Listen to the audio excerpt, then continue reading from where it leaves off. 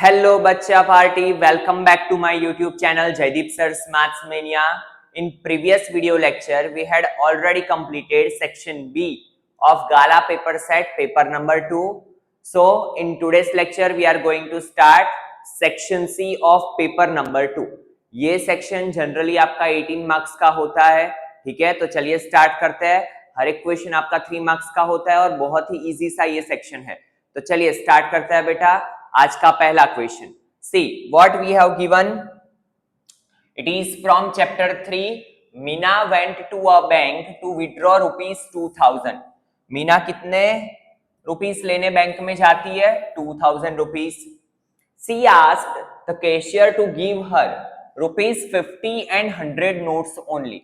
मीना ने कैशियर को क्या बोला कि मुझे 50 रुपीस एंड 100 रुपीस के ही नोट्स चाहिए. Meena got 25 notes. मीना को कितने नोट्स मिले टोटल? 25. हमें पूछा है find how many notes of ₹50 and 100 she received. तो उसे 2000 रुपीस में 50 रुपीस के कितने नोट्स मिले एंड 100 रुपीस के कितने नोट्स मिले, वो हमें फाइंड करना है. तो देखिए, जब भी बात आए बेटा linear equation in two variable के वर्ड प्रॉब्लम्स की, तो ऑलवेज एक चीज याद रख लो कि जो हमें फाइंड करना होता है, यहां पे हमें क्या फाइंड करना है? Number of 50 rupees notes and number of 100 rupees notes. तो उसे हम सपोज करेंगे. तो देखो यहां से स्टार्ट करते हैं. Suppose Meena got X notes of 50 rupees and Y notes of 100 rupees.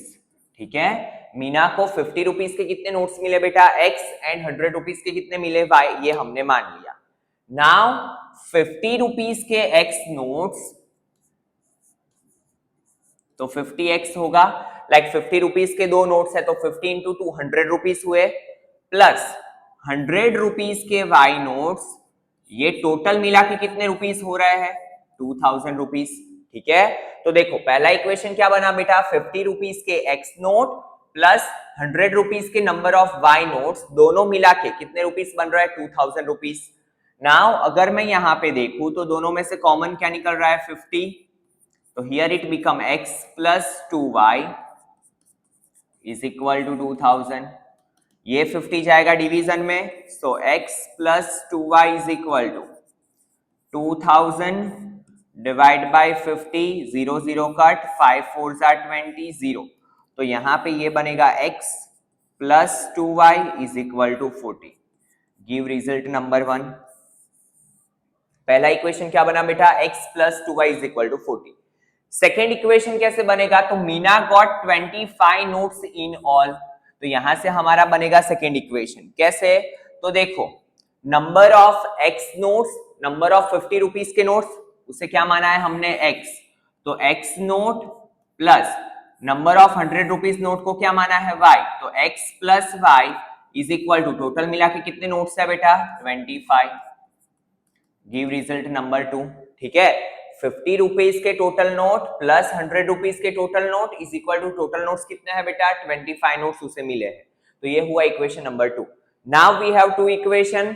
Do elimination, that is the easiest way. तो देखो X plus 2Y is equal to 40 and X plus Y is equal to 25. जब भी बात करें हम elimination की, तो elimination में जब भी सेम साइन हो तो पहला काम क्या होता है बेटा? साइन चेंज करना. तो यहाँ पे X को एलिमिनेट करना है तो दोनों के साइन सेम है, तो minus minus minus. Now here it is plus X minus X. 2Y में से ये माइनस Y जाएगा तो 2Y minus Y. Similarly 40 minus 50 25. तो Y इज इक्वल टू 15. ठीक है, नाउ Y की वैल्यू मिल गई, इसे रख दो इक्वेशन नंबर 2 में. Put Y is equal to 15. आप कोई भी इक्वेशन में रख सकते हो, इक्वेशन नंबर 2. ठीक है, so here it become X plus 15 is equal to 25. तो X is equal to 25 minus 15, तो X इज इक्वल टू कितना मिलेगा? 10. तो इसका मतलब क्या हुआ बेटा? 50 रुपीस के कितने नोट्स मिले मीना को? 50 rupees notes is equal to 10, 100 rupees notes वो कितने मिले इज इक्वल टू 15।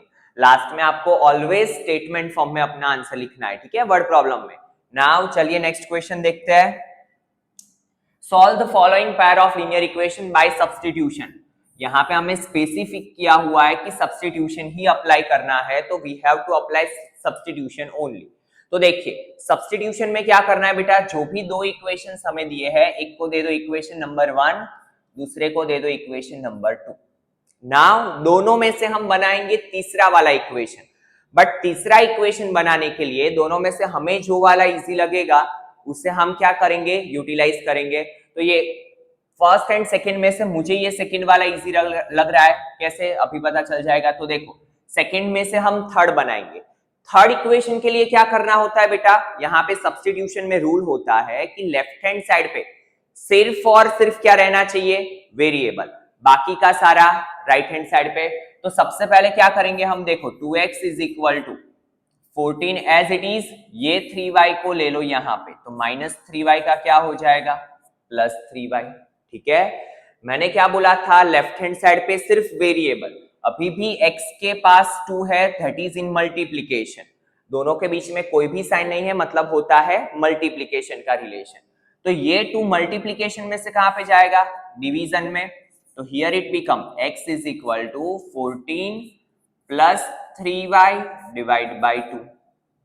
नाउ ये जो हमें मिला उसे दे दो रिजल्ट नंबर 3। कौन से इक्वेशन में से बनाया हमने, सेकंड में से, तो इसकी वैल्यू को कहां पे रखेंगे हम, फर्स्ट वाली इक्वेशन में। तो यहां पे लिख लो put x is equal to 14 plus 3y divide by 2 in equation number 1, ठीक है। Now see 3 as it is, x की जगह पे क्या आएगा, 14 plus 3y divide by 2 plus 5y is equal to 21।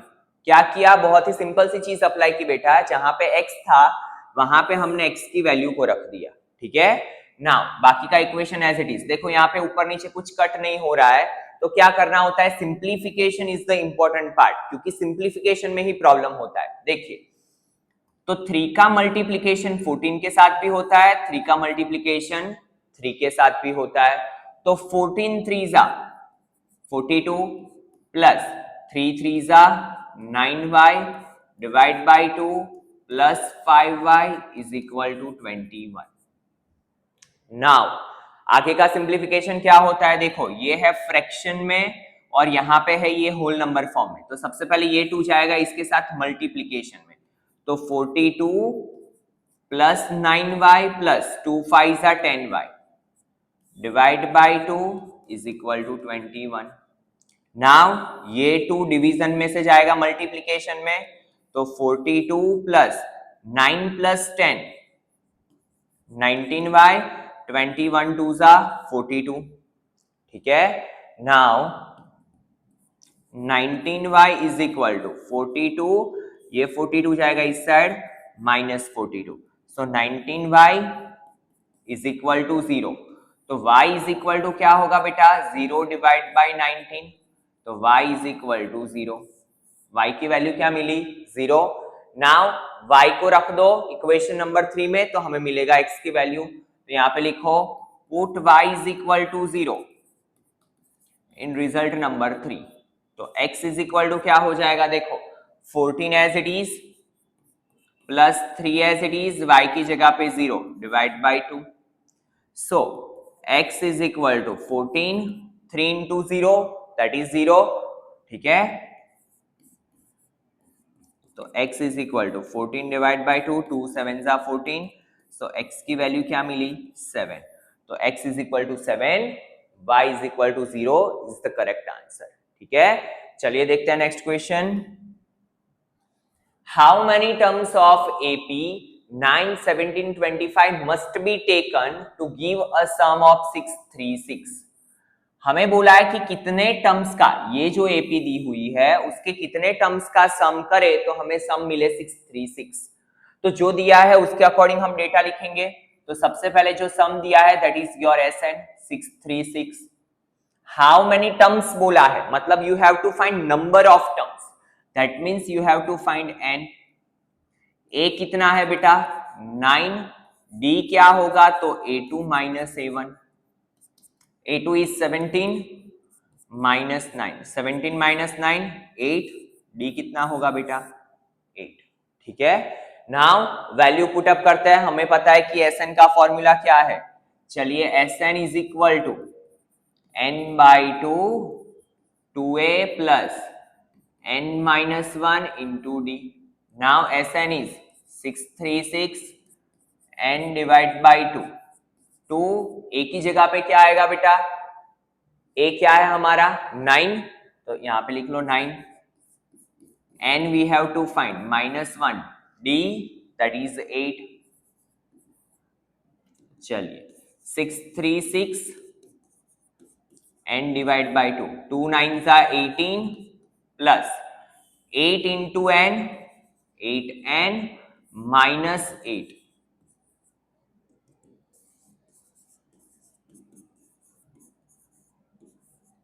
18 minus 8 10 plus 8n। Now अगर मैं यहां पे ऑब्जर्व करूं तो दोनों में से कॉमन क्या निकल रहा है बेटा 2, 2 को बाहर ले लो तो 2n as it is divide by 2, 2 को बाहर लेंगे तो ये होगा 5 प्लस 4n। ठीक है, नाउ देखो 2 2 कैंसिल आउट, ये n को अंदर मल्टीप्लाई कर दो तो देखिए क्या होगा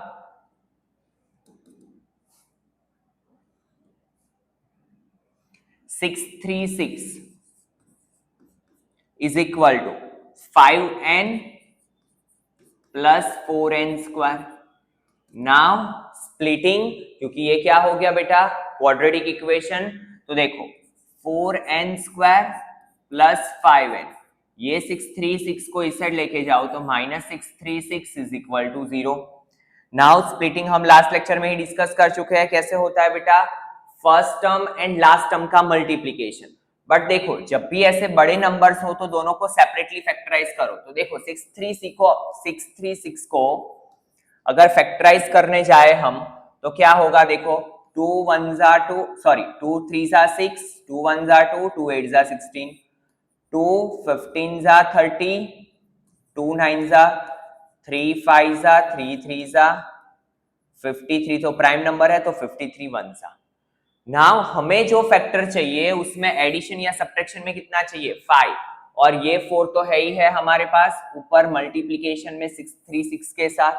ठीक है, तो देखो 4 2 8, 8 2 16, 3 48, ये सारे टर्म्स का मल्टीप्लिकेशन करे तो ये होगा 48, और यहाँ पे ये है 53। 53 माइनस 48 कितना होता है 5, तो फैक्टर्स हमारे क्या बने 4n स्क्वायर 48n, ठीक है, फिर 53n minus 636 is equal to 0। Sign कैसे देना है, मिडल टर्म का साइन देंगे बिगर डिजिट को, 53 में से क्या करना पड़ेगा माइनस, चलिए नाउ दोनों में से कॉमन 4n, यहां पे बचा n माइनस 12। ठीक है, नाउ यहां से क्या कॉमन निकलेगा, तो देखो 53 को कॉमन निकालोगे तो यहां पे ये होगा n minus 12 is equal to 0। So in one bracket n minus 12, in another bracket 4n plus 53 is equal to 0।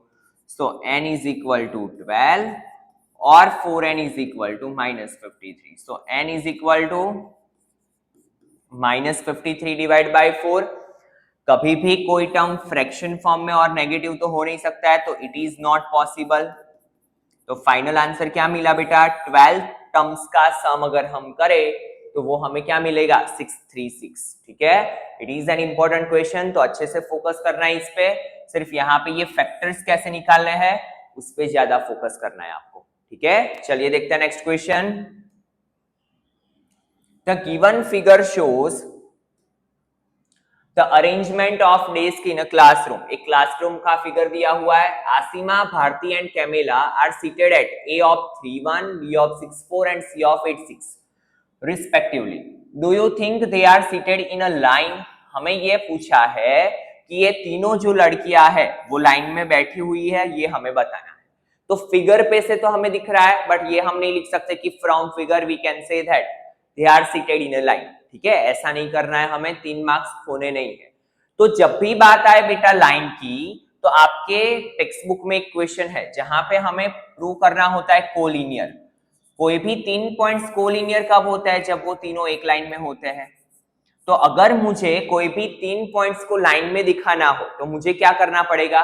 कोई भी 2 का एडिशन तीसरे लाइन सेगमेंट के इक्वल दिखाना पड़ेगा। इसका मतलब क्या हुआ? देखो, A B plus B C is equal to, मैं इसी दिखा दूं तो इसका मतलब क्या हुआ? A B and C are in line.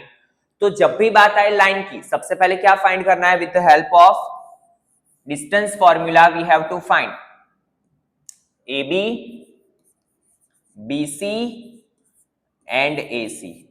ठीक है, चलिए हमारे पास कोऑर्डिनेट्स है तो डिस्टेंस फॉर्मूला अप्लाई करते हैं। AB के लिए करूं तो x1 y1 x2 y2।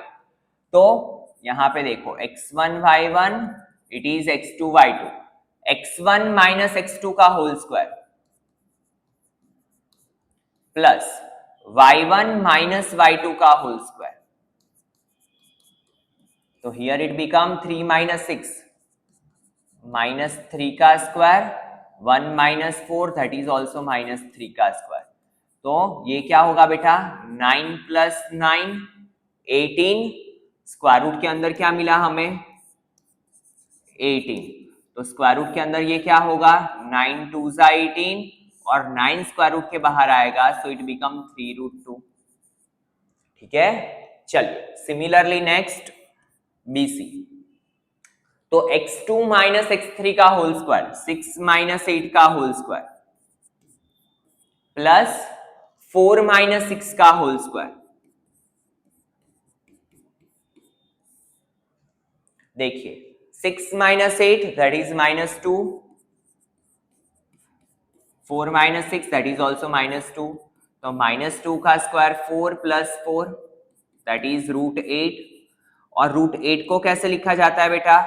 4 2 जा 8, 4 स्क्वायर रूट के बाहर आएगा तो 2, ये मिला 2 रूट 2, इसे दे दो रिजल्ट नंबर 2, इसे दे दो रिजल्ट नंबर 1।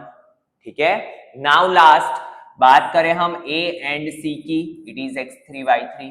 तो देखिए 3 माइनस 8 का होल स्क्वायर प्लस 1 माइनस 6 का होल स्क्वायर। ठीक है, now see 3 minus 8 that is minus 5, 1 minus 6 that is also minus 5। तो रूट 5 का स्क्वायर 25 माइनस 5 का स्क्वायर 25, इट इज 50। और 50 को कैसे लिखा जाता है? 25 2 जा 25 स्क्वायर रूट के बाहर निकल गया तो इट बिकम 5 रूट 2। तो इसे दे दो रिजल्ट नंबर 3। तो अगर मैं ऑब्जर्व करूं तो देखो 3 रूट 2 प्लस 2 रूट 2 क्या होगा बेटा? 5 रूट 2। ठीक है, तो हम यहां पे लिखेंगे from 1 2 and 3 AB plus BC is equal to AC। ठीक है, और अगर ये तीनों सम में है तो इसका मतलब इट बिकेम अ लाइन। ये क्या बना रहा है? लाइन बना रहा है। ठीक है, तो these points are the collinear points. Clear है बेटा? चलिए नेक्स्ट क्वेश्चन देखते हैं। Find the coordinates of the point of trisection of the line segment joining points A of 2 2 and B of -7 4। तो देखो यहां पे हमें 2 पॉइंट्स दिए हैं, इंपॉर्टेंट क्वेश्चन है चैप्टर 7 का। A of 2 2 B of -7 4। कितने सेक्शन करने हैं हमें? ट्राई सेक्शन, क्योंकि यहां पे बोला हुआ है ट्राई सेक्शन। ठीक है, ट्राई सेक्शन बोला है मतलब 3 भाग करने हैं। अगर हमें 3 पार्टीशन करने हो बेटा, कोई भी लाइन सेगमेंट को 3 सेगमेंट में डिवाइड करना हो तो हमें इसके कितने टुकड़े करने पड़ेंगे? 2 टुकड़े। क्योंकि अगर आप 2 टुकड़े करोगे तो ऑटोमेटिकली ये कितने पार्ट में डिवाइड होगा? 1 2 एंड 3। तो हमें ये दो कोऑर्डिनेट्स फाइंड कर रहे हैं P एंड Q। तो देखो जब भी बात आए सेक्शन की तो हमारे पास एक ही चीज है, that is section formula.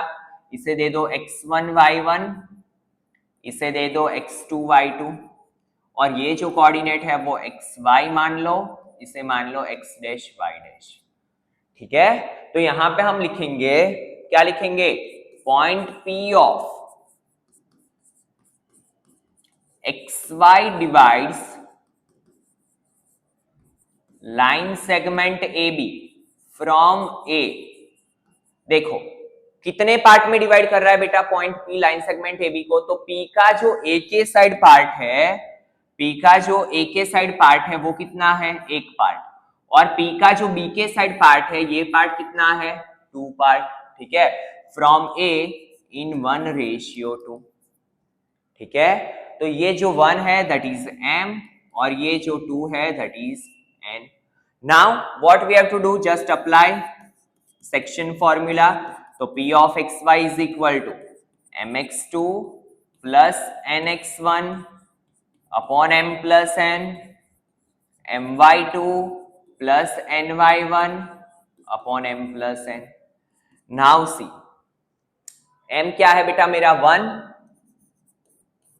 x2 क्या है मेरा -7, plus n that is 2, x1 क्या है मेरा अगेन 2 अपॉन 1 प्लस 2।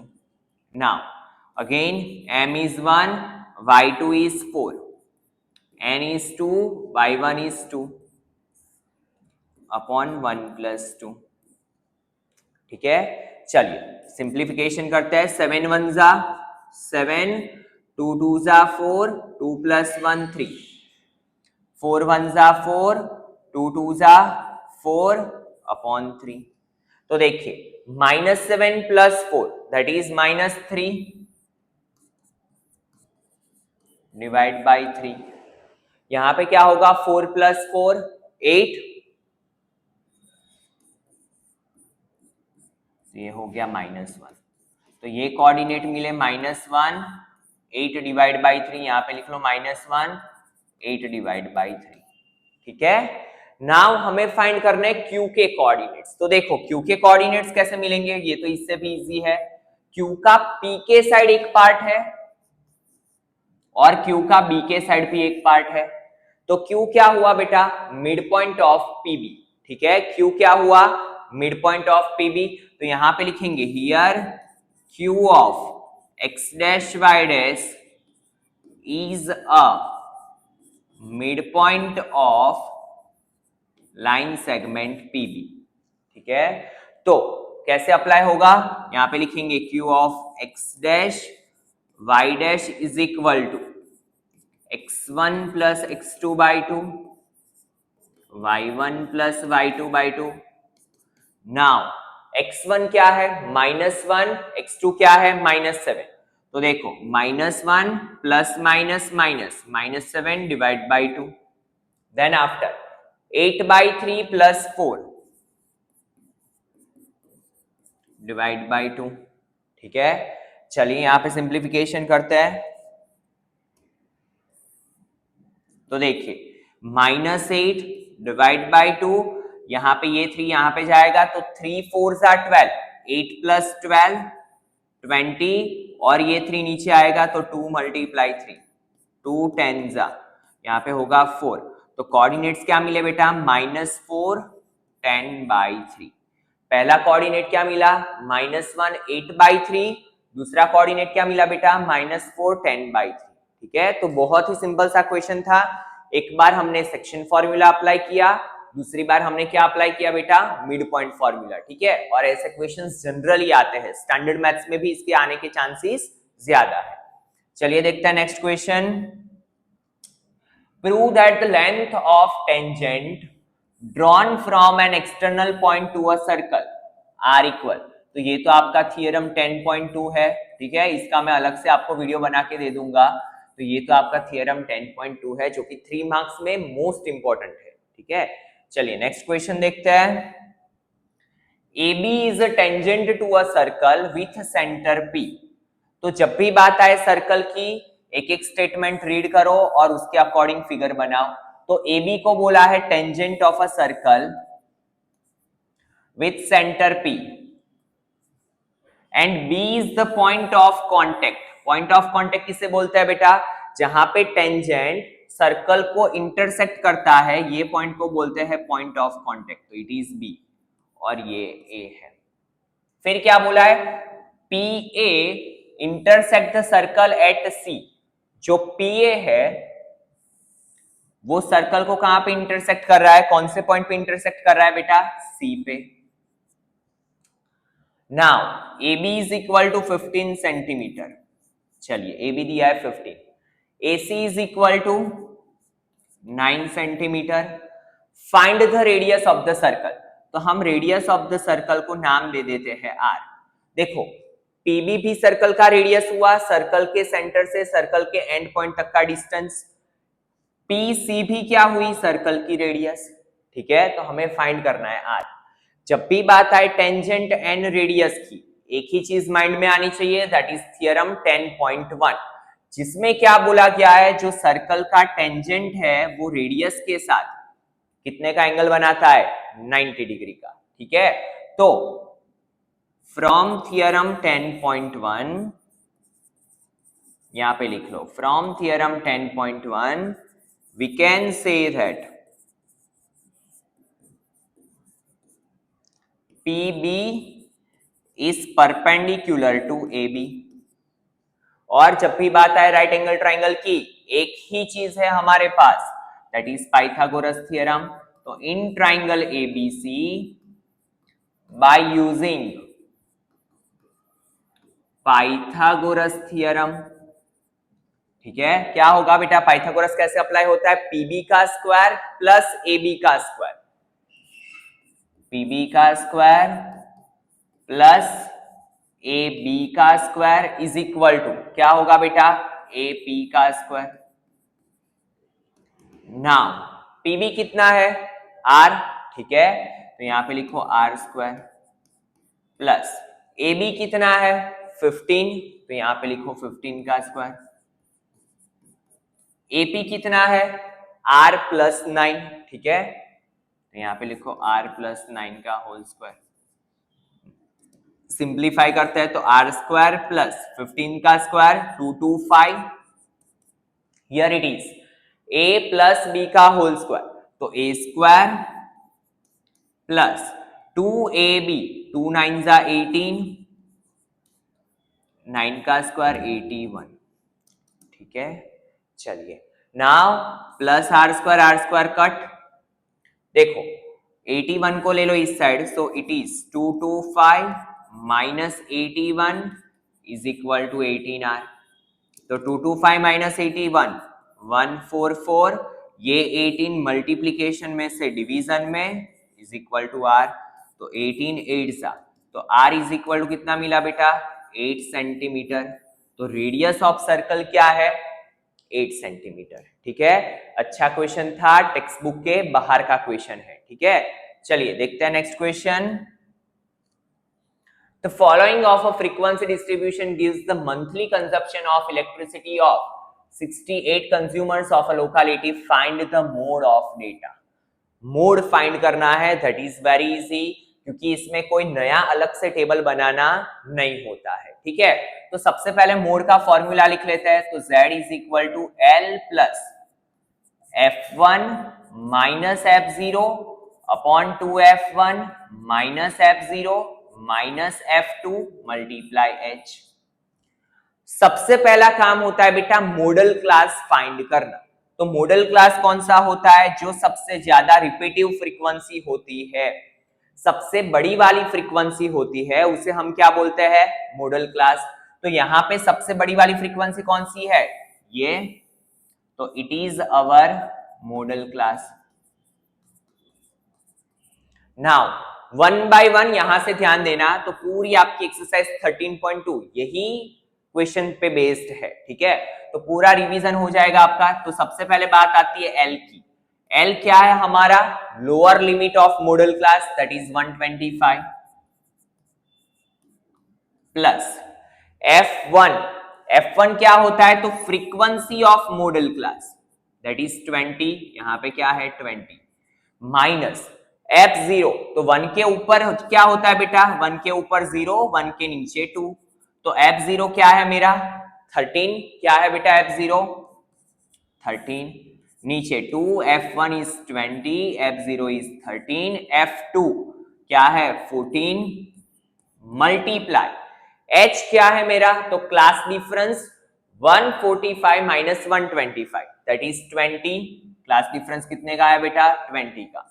चलिए 125 सिंप्लीफिकेशन करते हैं, 20 माइनस 13 7, 2 इंटू 20 40 माइनस 27 मल्टीप्लाई 20, तो देखिए 125 प्लस 27 सा 140, 40 माइनस 27 दैट इज 13।